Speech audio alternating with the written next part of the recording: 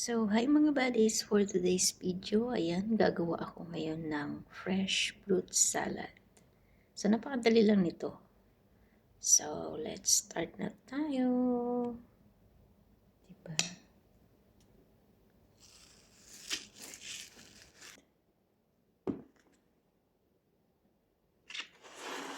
Video, gagawa tayo ng fruit salad. Lagyan natin ito.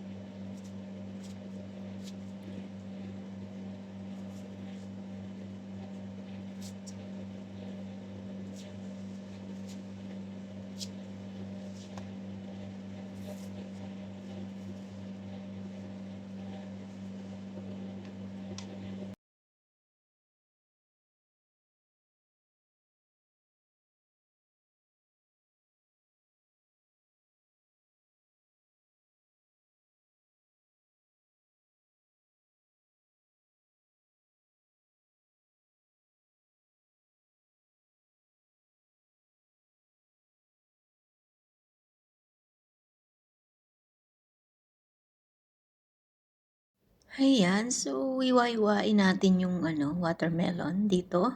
Pakwan sa atin yan. So, ayan.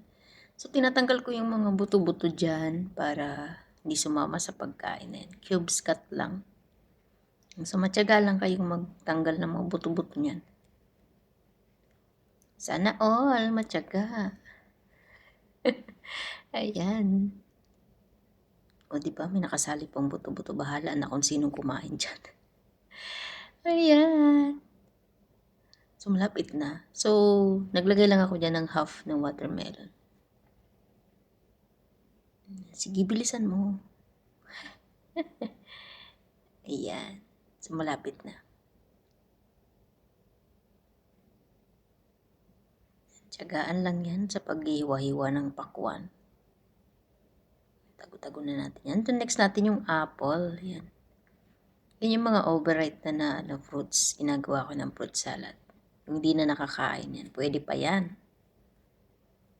Gawan natin ng diskarte yan. Para makain ulit. So, hiwa-hiwain lang din yan ng cubes cut.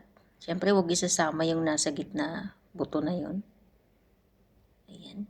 Ganyan din ang hiwa. Yan. Lapit na.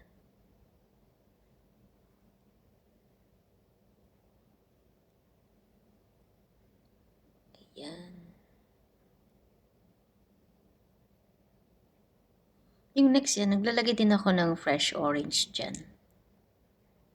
Para mas masarap. Medyo maasim-asim na matamis-tamis. Balance yung lasa niya.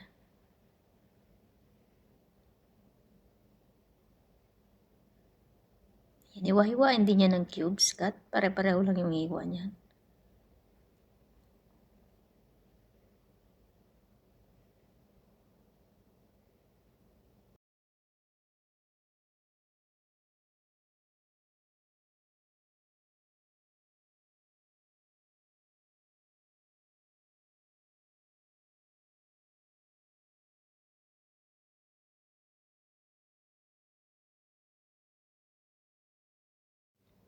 So, ayan, nahihiwa ko na sila lahat.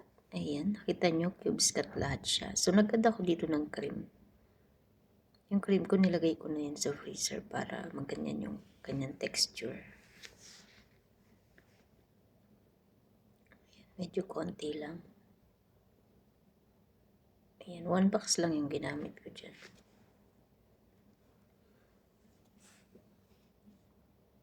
Then yung ating liquid cream, i-add na rin natin yan. And 1/2 cream lang yung nilagay ko.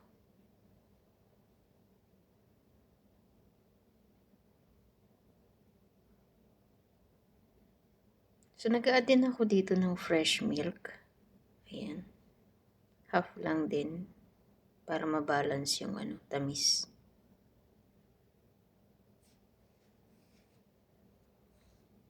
So, syempre, yung ating sugar.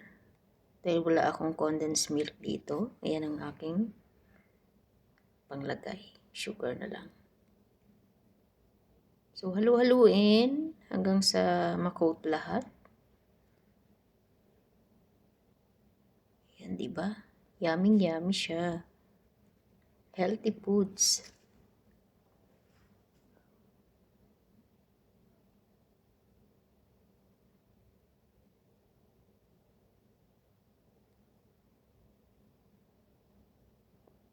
So, yan. Pag nahalo mo na siya, maglalagay ako dyan ng cheese. Para mas malinamnam yung lasa ng ating fruit salad. So, taste muna natin to. Kung medyo matamis na bawat. So, pag nagagawa ako ng fruit salad, hindi ako naglalagay ng masyadong asukal. So, balance lang. So, nagdagdag ako ng konting fresh milk dahil medyo matamis siya.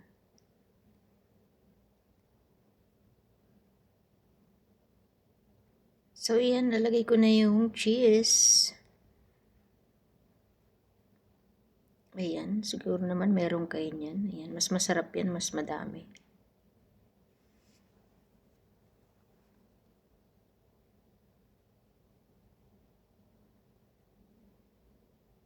Yan. Halu-haluin din. So, ready na itong ilagay natin sa container. Siguro dalawa lang ang kasya dito. Pang dessert namin to. Ayan. Prepare na yung aming lagayan. So, tama nga lang yung tansya ko. Pang dalawaan lang talaga siya.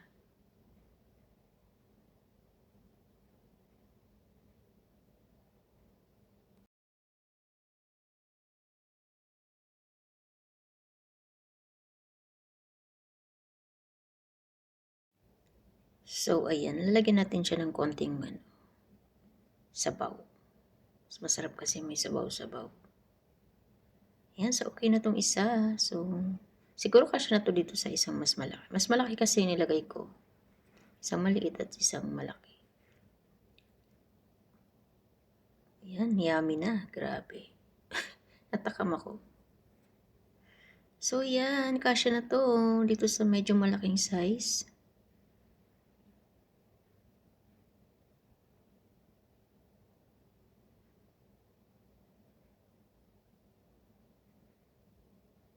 Yan, so ibuhos ko na. Natatagalan ako.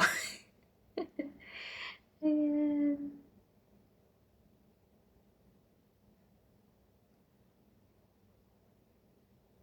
Ayan, diba?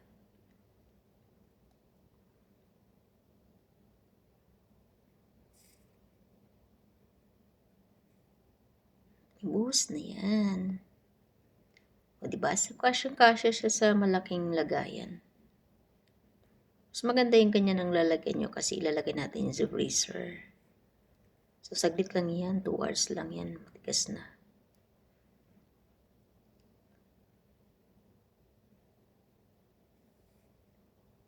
Ayan. So, doon naman tayo sa toppings. Ayan. Okay na. Nakadalawa. So, maglalagay ako ng toppings. Yung kinat kong grapes. Lagay ko sa top.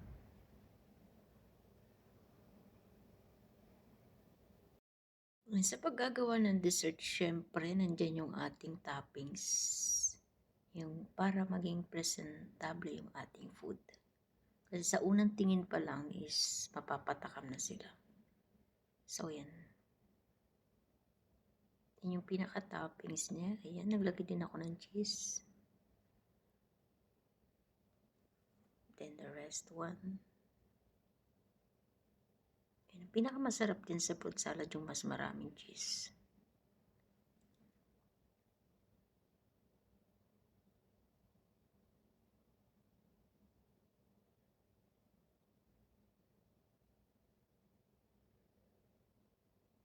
Try na natin yung ating salad. Ayan, it's done. So, pwede na natin takpan to. O, diba? Ice cream na siya. na natin siya. Wow.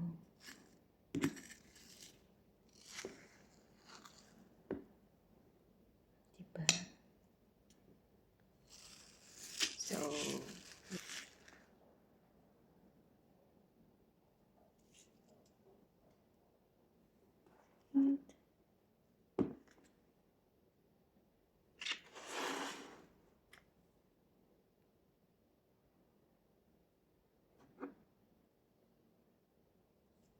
ayan, ready to eat na. Thank you so much for watching.